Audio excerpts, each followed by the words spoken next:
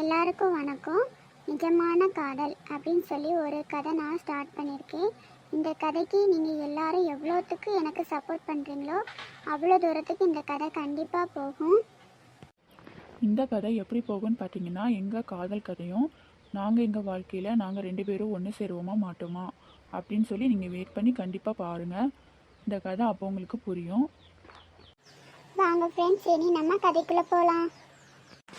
யார் இந்த பையன்? அப்பவே நம்ம பக்கத்துலேயே நின்றுட்டே இருக்கான். ஹாய். யார் நீங்கள்? உங்களுக்கு என்ன வேணும்? அதுவும் கையில் பொக்கையோட வேற நிற்கிறீங்க. அதெல்லாம் ஒன்றும் இல்லைங்க, சும்மா தான் நிற்கிறேன். இங்கே காலேஜா இல்லை ஸ்கூலா? ஏ லூசு மண்டையா, யாராவது ஸ்கூலுக்கு கலர் ட்ரெஸ்ஸில் போவாங்களா? என்னங்க, யாருன்னே தெரியாத பையனை டக்குன்னு ஒரு லூசுன்னு சொல்லிட்டீங்க.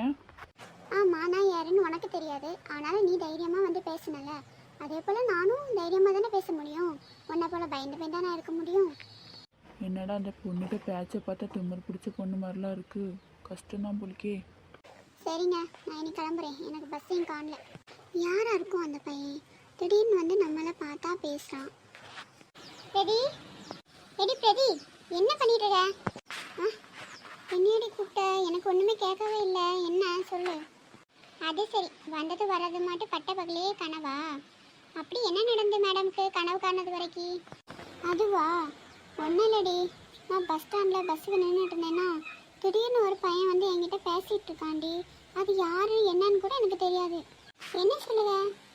ஏதோ பையன் பேசினான்னு வேற சொல்கிற. அப்போ அம்மாட்ட தான் சொல்லணும். அதெல்லாம் வேண்டாண்டி, யாருன்னே தெரியாமல் நம்ம அம்மா கிட்ட எப்படியே போய் சொல்ல முடியும்? பாவம், விட்டுறலாம் அந்த ஒரு வாட்டியும். அடுத்த வாட்டி பேசினா பார்த்துக்கலாம். உன்னை பார்த்தா அந்த பையனை லவ் பண்ணுற மாதிரி தெரியுது.